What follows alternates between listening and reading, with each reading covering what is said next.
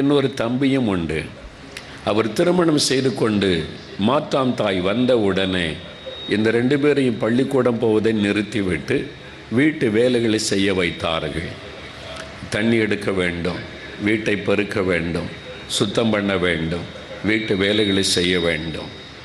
இந்த 2 பேரும் அதிர்ச்சி அடைந்தார்கள். தகப்பனிடத்தில் போய் கண்ணீர் விட்டு அழுதார்கள். எங்களை படிக்க வையுங்கள், நாங்கள் ஸ்கூலுக்கு போய்விட்டு வந்து வீட்டு வேலையெல்லாம் செய்கிறோம், எப்படியாவது எங்களை படிக்க வையுங்கள் என்று. தகப்பனார் தன்னுடைய இருதயத்தை மூடிக்கொண்டார். அவர் சொல்லுகிறபடி நடந்து கொள்ளுகிறதா இருந்தால் வீட்டில் இருங்கள் என்று. தாயையும் இழந்து விட்டார்கள். தகப்பனுடைய அன்பும் மாறிவிட்டது. அன்பு காட்ட யாரும் இல்லை. உறவினர்களை தேடி போனார்கள். அந்த பையனும் அவனுடைய தம்பியும் 2 பேரும் சேர்ந்து ஒவ்வொரு உறவினர் வீட்டுக்காக போய் எப்படியாவது எங்களை படிக்க வையுங்கள், படிப்பதற்கு உதவி செய்யுங்கள், எங்களுடைய வாழ்க்கையை நாங்கள் பார்த்து கொள்வோம் என்று. ஒருவரும் அன்பு காட்டவில்லை, ஒருவரும் ஏற்றுக்கொள்ளவில்லை. இருதயமே நொறுங்கி போனது. நமக்கு யார் இருக்கிறார்கள் இந்த உலகத்தில்?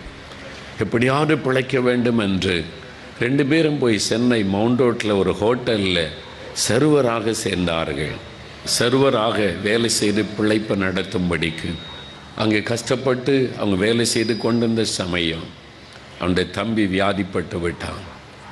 அந்த தம்பியை கவனிக்க அவனுக்கு வழி இல்லை, உதவி செய்ய யாரும் இல்லை. மனம் உடைந்து போனான். அவன் சொன்னான், என் தம்பி ஆஸ்பத்திரியில், நான் அரசாங்க ஆஸ்பத்திரியில் சேர்த்து விட்டு வந்திருக்கிறேன், எங்களுக்கு இன்று யாருமே இல்லை. நான் யோசித்து பார்த்தேன், அன்பு காட்ட யாரும் இல்லை. ஏன் இந்த உலகத்தில் வாழ வேண்டும்? ஏன் இந்த உலகத்தில் நாம் மனிதனாக இனி வாழ்ந்து எப்படி நாம் இந்த உலகத்தில் வாழப்போகிறோம்? தற்கொலை செய்து மரித்து விடலாம் என்று நான் மரிப்பதற்காகத்தான் கடற்கரைக்கு வந்தேன்.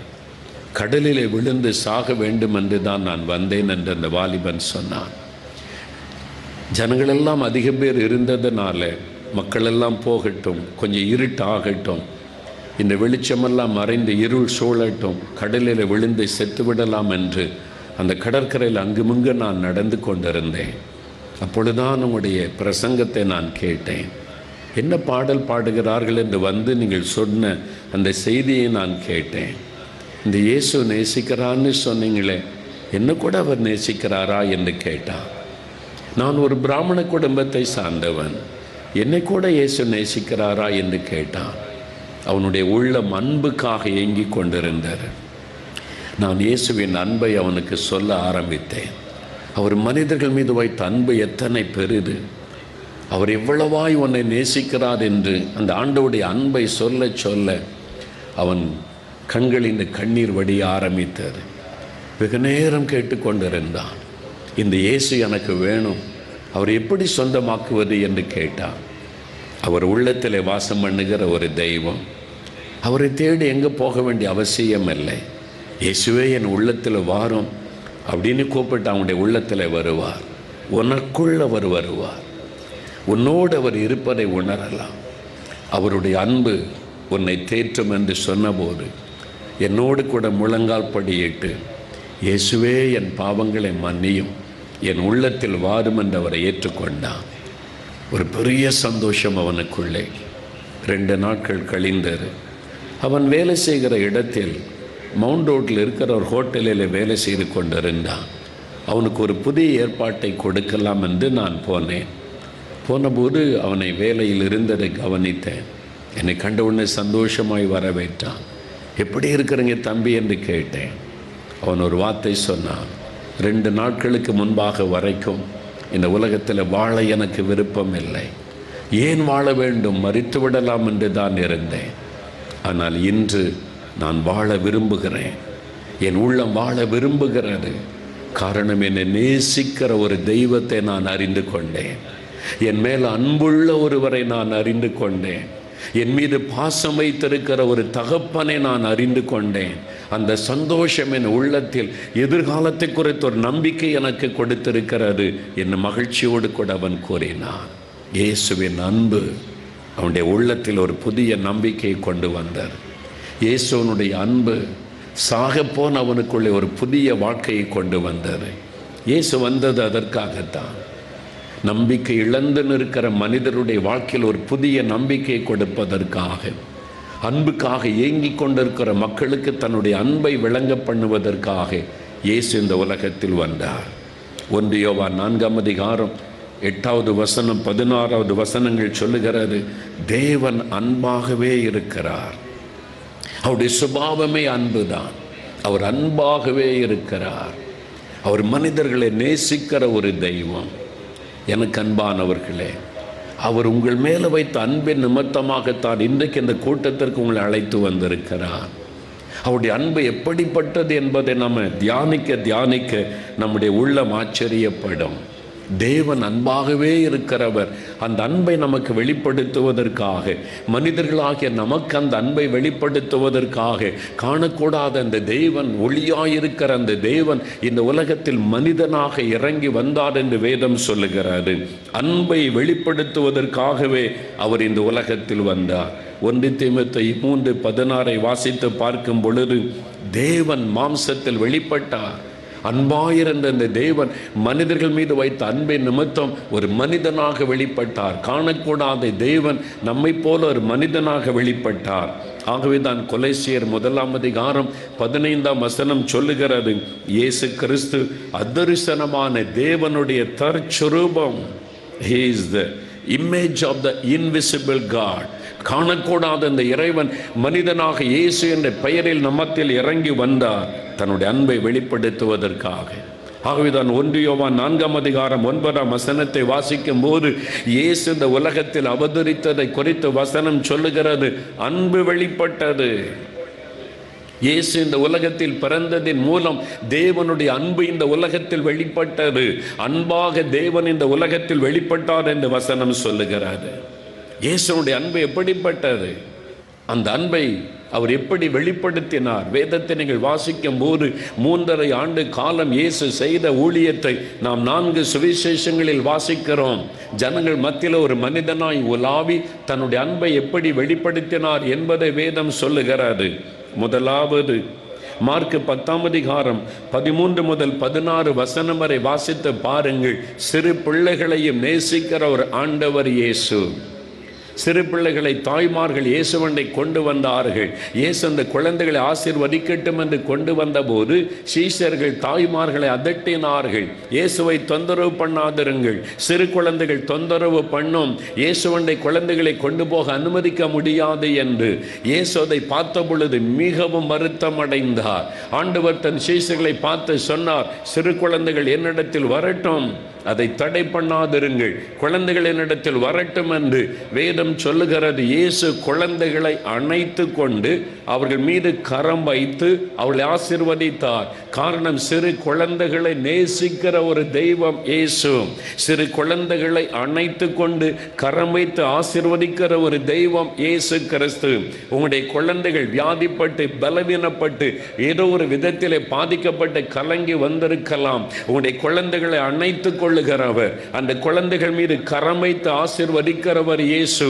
இயேசு கரம் வைத்து விட்டால் குழந்தைகள் சுகமாக இருப்பார்கள், ஆரோக்கியமாக இருப்பார்கள், ஞானமுள்ள குழந்தைகளாக இருப்பார்கள். அவருடைய கரம் குழந்தைகளை ஆசீர்வதிக்கிற ஒரு கரம். மார்க் 10:21 வசனத்தை நீங்கள் வாசித்து பார்க்கும் பொழுது, ஒரு வாலிபன் இயேசுவண்டை வருகிறான். இயேசு அந்த வாலிபன் மீது அன்பு கூர்ந்தார் என்று வசனம் சொல்லுகிறாரு. அவர் வாலிபர்களையும் நேசிக்கிற ஒரு தெய்வம், வாலிபர்கள் மீதும் அன்பு காண்பிக்கிற ஒரு ஆண்டவர். ஒரு வாலிபன் இயேசுவண்டை வருகிறான். நித்திய ஜீவனை பெற்றுக்கொள்ள நான் என்ன செய்ய வேண்டும்? அவன் பக்தி உள்ளவன், தெய்வ நம்பிக்கை உள்ளவன். ஆனால் நித்திய ஜீவன், மரணத்திற்கு பிறகு நான் பரலோக ராஜ்யத்தில் வைகுண்டத்தில் இருக்க வேண்டும் அல்லது மோட்சத்தில் இருக்க வேண்டும். அந்த நித்திய ஜீவனை பெற்றுக்கொள்ள என்ன செய்ய வேண்டும்? அந்த ஒரு தாகமுள்ள ஒரு வாலிபன். இயேசு அவன் மீது அன்பு கூர்ந்தார் என்று வசனம் சொல்லுகிறாரு. ஐயோ, இந்த வாலிபனுக்குள்ளே பரலோக ராஜ்யத்தை குறித்த எண்ணம் இருக்கிறது என்பதாக. ஆனால் பணத்தின் மீது அவனுக்கு ஆசை, செல்வத்தின் மீது அவனுக்கு ஆசை, பணத்தினால் எல்லாவற்றையும் செய்து முடிக்கலாம் என்கிற ஆசை. ஆண்டவர் அதை விட்டு வெளியே வர சொன்ன பொழுது அவனால் வர முடியவில்லை. ஆனால் இயேசு அவனை நேசித்தார். வாலிபர்களை நேசிக்கிற ஒரு ஆண்டவர். அது மாத்திரமல்ல, அவருடைய ஊழியத்தை கவனித்து பாருங்கள். பாவிகளை அவர் நேசித்தார். பாவிகளை அவர் நேசித்தார். பாவிகள் மீது அவர் அன்பு கூர்ந்தார். மத்தேயு 9:10 முதல் 13 வசனத்தை வாசிக்கும் பொழுது, ஒரு ஆயக்காரரோடும் பாவிகளோடும் அவர் விருந்துக்கு அமர்ந்திருந்தார் என்று வேதம் சொல்லுகிறாரு. ஆயக்காரர்கள், வரி வசூலிக்கிறவர்கள், அவள் அநியாயமாய் வரி வசூலித்து ஜனங்களிடத்திலே அவர்கள் கொள்ளையடிக்கிற ஊழல் பண்ணுகிறவர்களாய் காணப்பட்டபடியினால் மக்கள் அவர்களை வெறுத்தார்கள். இவர்கள் ஏமாற்றுகிறவர்கள், இவர்கள் வரி வசூலிக்கிறோம் என்று ஜனங்களிடத்தில் அநியாயமாய் காசு வாங்கி ஏமாற்றுகிறவர்கள், ஊழல் பண்ணுகிறவர்கள் என்று இந்த ஆயக்காரர்களை ஜனங்கள் வெறுத்தார்கள். பாவிகள் என்று ஒரு கூட்ட மக்களை வெறுத்தார்கள். இவங்க விபச்சாரம், வேசித்தனம், பாவத்தை செய்கிறவர்கள் என்று புறக்கணிக்கப்பட்ட நிலைமையில் இருந்தவர்கள். ஆயக்காரர்களோடும் பாவிகளோடும் இயேசு பந்திக்கு உட்கார்ந்திருந்தார். அவர்களோடு அன்பாக பேசினார், அவர்களிடத்தில் அன்பு காண்பித்தார். சிலருக்கு அது பிடிக்கவில்லை. இயேசு என்ன ஆயக்காரரோடு பாவிகளோடு இருக்கிறார் என்பதாக. இயேசு சொன்னார், நான் நீதிமான்களுக்காக வரவில்லை, பாவிகளை ரட்சிக்கவே நான் வந்திருக்கிறேன். பாவிகளுக்கு என் அன்பை வெளிப்படுத்தி அந்த பாவத்தில் மீட்டு எடுக்கவே நான் வந்திருக்கிறேன் என்பதாக ஆண்டவர் சொல்லுகிறார். ஆகவே அவர் பாவிகளின் சிநேகிதன் என்று அழைக்கப்பட்டார். லூக்கா 7:34 வசனத்தை வாசித்து பாருங்கள். அவர் பாவிகளின் சிநேகிதன் என்று அழைக்கப்பட்டார் என்று வசனம் சொல்லுகிறது. ஒருவேளை இன்றைக்கு நீங்கள் பாவி என்று சமுதாயம் உங்களை புறக்கணித்திருக்கலாம். நீங்கள் பாவிகள் என்று குடும்பத்தார் உங்களை குற்றப்படுத்தி கொண்டிருக்கலாம். நீங்கள் பாவிகள் என்று சொல்லி உங்களுடைய மனசாட்சி உங்களை வாதித்துக் கொண்டிருக்கலாம். நீ பாவம் செய்கிறவன், பாவம் செய்கிறவள் என்று இந்த ஊர் மக்கள் கூட உங்களை புறக்கணித்துக் கொண்டிருக்கலாம். உங்களோட கூட அருவருப்பாக நடந்து கொண்டிருக்கலாம். உங்களுக்கு அன்பு காட்ட யாருமில்லை என்று கலங்கலாம். இயேசு உங்களை நேசிக்கிறார். அவர் பாவிகளின் சிநேகிதர். பாவத்தை வெறுக்கிற தேவன், ஆனால் பாவிகளையோ நேசிக்கிற ஒரு ஆண்டவர். அவர் உங்களை நேசிக்கிறார். பாவத்தின் நிமித்தமாய் உன்னுடைய வாழ்க்கையில சமாதானத்தை இழந்து கலங்கி, பாவத்தையும் என்னால் விட முடியவில்லை, பரிசுத்தமாக என்னால் வாழ முடியலை, நிம்மதியாகவும் இருக்க முடியவில்லை என்று கலங்கி வந்திருக்கலாம். ஆண்டவர் உங்களை நேசிக்கிறார். நாங்கள் சென்னையில் சினிமா துறையில் உள்ளவர்களுக்கு மாதத்தில் ஒரு நாள் கூட்டம் நடத்தி வருகிறோம். அநேகர் அதில் பங்கு பெற்று வசனத்தை கேட்டு வருகிறார்கள். அதில் நடிகர்கள், டைரக்டர்கள், சினிமா துறை சார்ந்த பல வருவார்கள். சிலர் சொன்னாங்க, இந்த ஊழியம் உங்களுக்கு தேவையா? மோகன்லால் சினிமாக்காரங்களுக்கு கூட்டம் நடத்துகிறா, அவங்கெல்லாம் பாவிகள். அப்படி சொன்னவர்கள் உண்டு. அந்த ஊழியம் அவசியமா என்று பேசினவர்கள் உண்டு. அவங்களை அற்பமாக எண்ணினவர்கள் உண்டு. ஆனால் ஆண்டவர் சொன்னார், அவங்களுக்குள்ள ஒரு ஆத்மா இருக்கிறது, அவர்களுக்காகவும் நான் சிலுவையிலே மரித்திருக்கிறேன், அவர்களும் ரட்சிக்கப்படுவதற்காக நான் சிலுவை சுமந்து சிலுவையிலே பலியாகி இருக்கிறேன், அந்த ஆத்துமாக்களும் எனக்கு வேண்டும் என்று ஆண்டவர் சொன்னார். அதுதான் இயேசுவின் அன்பு. அவர் பாவிகளையும் நேசிக்கிற ஒரு ஆண்டவர். லூக்கா 7:37 முதல் 50 வரை வாசித்து பாருங்கள். இயேசு ஒரு வீட்டிலே பந்தி இருந்தபோது பாவியான ஒரு பெண் வருகிறாள். அவள் ஒரு பாவியான பெண், அப்படித்தான் வேதம் சொல்லுகிறாரு. விபச்சாரம் என்கிற பாவம், அதில் ஈடுபடுகிறவள் தான் சமுதாயம் அப்படி புறக்கணிக்கும். இயேசுவண்டே வந்தபோது அந்த வீட்டில் இந்த மனுஷன், இவர் பாவியான மனுஷி ஆயிற்றே, இவள் எப்படி இயேசுவண்டே வரலாம் என்பதாக பேசுகிறான். இவள் பாவி, ஐயோ இவள் அசுத்தமானவள் என்று அற்பமாய் பேசுகிறான். ஆனால் இயேசுவோ அவளை நேசித்தார், அவள் மீது அன்பு கூர்ந்தார். மகளே, உன் பாவம் உனக்கு மன்னிக்கப்பட்டது, நீ சமாதானத்தோடு போய் என்று சொல்லி அவருடைய பாவத்தை மன்னித்து ஒரு பெரிய சமாதானத்தை ஆண்டவர் அவளுக்கு அளித்து அவருடைய வாழ்க்கை ஆண்டவர் மாற்றினார். ஆண்டவர் அவளை பாவி என்று புறக்கணிக்கவில்லை. இன்னைக்கு மற்றவர்கள் உங்களை பாவி என்று குற்றப்படுத்தி கொண்டிருக்கலாம். மற்றவர்கள் நீங்கள் பாவி என்று உங்களை வேதனைப்படுத்தி அவமானப்படுத்தி கொண்டிருக்கலாம். ஆனால் இயேசுவின் அன்பு இன்றைக்கு உங்களை தேடி வருகிறது. பாவியாயிருக்கிற உங்களை அவர் நேசிக்கிறார். ஒருவேளை நீங்களே உங்களை பாவி என்று சொல்லி ஒதுங்கி நின்று கொண்டிருக்கலாம். இயேசு உங்களை விசேஷமாய் நேசிக்கிறார். அவர் வந்தது உங்களுக்காக, பாவத்திலிருந்து உங்களை தூக்கி எடுப்பதற்காக இந்த உலகத்தில் வந்தார். யோவான் 8:1 முதல் 11 வசனத்தை வாசித்து பாருங்கள். மத தலைவர்கள் ஒரு பெண்ணை கொண்டு வந்து இயேசுக்கு முன்னால் நிறுத்தினார்கள். இவள் விபச்சாரத்தில் கையும் களவுமாய் பிடிக்கப்பட்டவள், இவள் கல்லெறிந்து கொல்லப்பட வேண்டும், சமுதாயத்தில் வாழ்வதற்கு லாயக்கற்றவள், சமுதாயத்தை கெடுத்து கொண்டிருக்கிறவள், என்று அவளை குற்றப்படுத்தி கற்களோடு வந்து நின்றார்கள். இயேசு பார்க்கிற அந்த பெண் அவமானப்பட்டு கூனி குறுகி நிற்கிறாள். கொலை வெறியோடு கூட அவளை கொன்றுவிட வேண்டும் என்று ஒரு கூட்ட மக்கள் அதை வைத்து இயேசுவை குற்றப்படுத்தும்படிக்கு தான் அவளை கொண்டு வந்தார். இயேசுவை குற்றப்படுத்த வேண்டும், அதான் அவனுடைய முக்கியமான நோக்கம். இயேசு அவளை பார்க்கிறார். உங்களில் பாவமில்லாதவன் முதலாவது கல்லெறிய கடவன். உங்கள்கிட்ட பாவம் இல்லைன்னு சொன்னா முதலாவது உன் கல்லை எறி என்பதாக. மனசாட்சியிலே குத்துண்டவர்களாய் எல்லாரும் போய்விட்டார்கள். அந்த பெண்ணை பார்த்து இயேசு சொன்னார், மகளே, நானும் உன்னை நியாயந்திருக்க போவதில்லை. நீ பாவம் செய்து விட்டாய், நரகத்தில் அழிந்து போவாய் என்று உன்னை வேதனைப்படுத்தி நான் உன்னை துக்கப்படுத்த விரும்பவில்லை. நீ போ, இனி பாவம் செய்யாதே. சின் நோ மோர், இனி பாவம் செய்யாதே.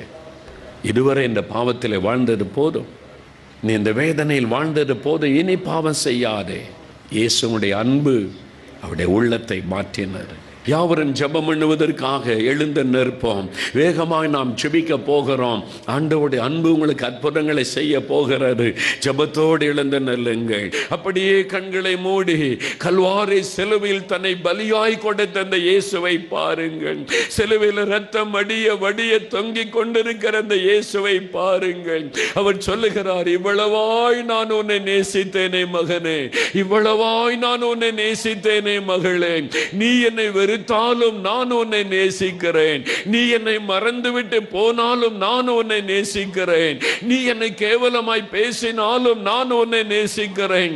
நீ ஜெபத்தை மறந்து வேதத்தை மறந்து மனம் போல பாவத்திலே வாழ்ந்தாலும் இன்னும் நான் உன்னை நேசிக்கிறேன். உன்னை மன்னிக்க நான் விரும்புகிறேன். என் ரத்தத்தினால் உன்னை கழுவ விரும்புகிறேன். உனக்கு சமாதானம் கொடுக்க விரும்புகிறேன். பாவத்திலிருந்து சாபத்திலிருந்து உனக்கு விடுதலை கொடுக்க விரும்புகிறேன். உனக்காகத்தானே நான் சிலுவையிலே மரித்தேன். உனக்காகத்தானே என் ரத்தத்தை சிந்தினேன். உனக்காகத்தானே நான் முள்முடியை ஏற்றுக்கொண்டேன். இன்றைக்காவது என்னிடத்தில் வருவாயா? என் அன்புக்குள்ளே நீ வருவாயா? என்னுடைய அரவணைப்புக்குள்ளே நீ வருவாயா? உன்னை ஏற்றுக்கொள்ள நான் ஆயத்தமாய் இருக்கிறேன். என்னுடைய அன்பு உன்னை மன்னிக்க ஆயத்தமாய் இருக்கிறது. பாவமர உன்னை கழுவ ஆயத்தமாய் இருக்கிறது. பாவத்திலிருந்து சாபத்திலிருந்து உனக்கு விடுதலை கொடுக்க நான் ஆயத்தமாய் இருக்கிறேன். என் அன்பை இன்றைக்காவது ஏற்றுக்கொள்ளுவாயா? என்னை ஏற்றுக்கொள்ளுவாயா? என் ஆண்டவர் உங்களுக்கு கரம் நீட்டி அழைக்கிறான். ஐயா, இந்த இயேசு எனக்கு வேண்டும் என்று சொல்லுகிறவர்கள் வலது கரத்தை உயர்த்துங்கள். நிற்கிற இடத்தில் வலது கரத்தை உயர்த்துங்கள். ஆண்டவர் உங்களை பார்த்து மகிழ்ச்சி அடைகிறார். அவருடைய ரத்தம் உங்களை கழுவ ஆயத்தமாய் இருக்கிறது. கரம் உயர்த்தினவர்கள் மேடைக்கு அருகிலே முன்னுக்கு வாருங்கள். இயேசு கிறிஸ்துவின் சிலுவை அண்டை வருகிறீர்கள். அப்படியே ஜெபம் பண்ணுங்க. இயேசுவே, உம்முடைய இரத்தத்தினாலே என்னை கழுவும். இயேசுவே, என் பாவங்களை மன்னியும். உம்முடைய இரத்தத்தினாலே என்னை கழுவும். எனக்காக சிலுவையிலே மரித்தீரே, எனக்காக சிலுவையிலே இரத்தம் சிந்தினீரே. உம்முடைய இரத்தத்தினாலே என்னை கழுவும். இயேசுவே, என்னை மன்னியும். இயேசுவே, என் உள்ளத்தில் வாரும். கேளுங்கள், கேளுங்கள். இயேசு கிறிஸ்துவின் இரத்தம் சகல பாவங்களை நீக்கி சுத்திகரித்துக் கொண்டு இருக்கிறது. தகப்பனே, முன்னால் வந்து ஜெபிக்கிற இந்த பிள்ளைகளுக்காக நான் ஜெபிக்கிறேன். இவர்களுக்காக சிலுவையிலே மரித்தீரே, இவர்களுக்காக சிலுவையிலே ரத்தம் சிந்தினீரே. இப்பொழுது உம்முடைய ரத்தத்தின் வல்லமை இறங்குவதாக. இவர்களுக்குள்ளே உம்முடைய ரத்தத்தின் வல்லமை இறங்குவதாக. இவர்களுக்காக சிலுவையிலே பலியானதை நினைத்தருளுவீராக. உம்முடைய ரத்தத்தின் வல்லமை கழுவி சுத்திகரிக்க முடியாய். இவர்களுக்குள்ளே உம்முடைய ரத்தத்தின் வல்லமை இறங்குவதாக. பாவ கட்டுகள் அறுக்கப்படட்டும். பாவ கட்டுகள் அறுக்கப்பட்டு போகட்டும். குடி பழக்கத்தை கொண்டு வருகிற ஆவிகள், இச்சையின் ஆவிகள், பாவத்தை கொண்டு வருகிற பொல்லாத ஆவிகள் இயேசுவின் நாமத்தில் விலகுவதாக. ஒரு கட்டுகள் அறுக்கப்படுவதாக. பாவ மன்னிப்பின் சந்தோஷம் மகிழ்ச்சியோட உள்ளத்தில் வரட்டும். உம்முடைய ரத்தம் கழுவினதற்காய் ஸ்தோத்திரம். என்னை சுத்திகரித்ததற்காய் ஸ்தோத்திரம். அல்லேலூயா, அல்லேலூயா.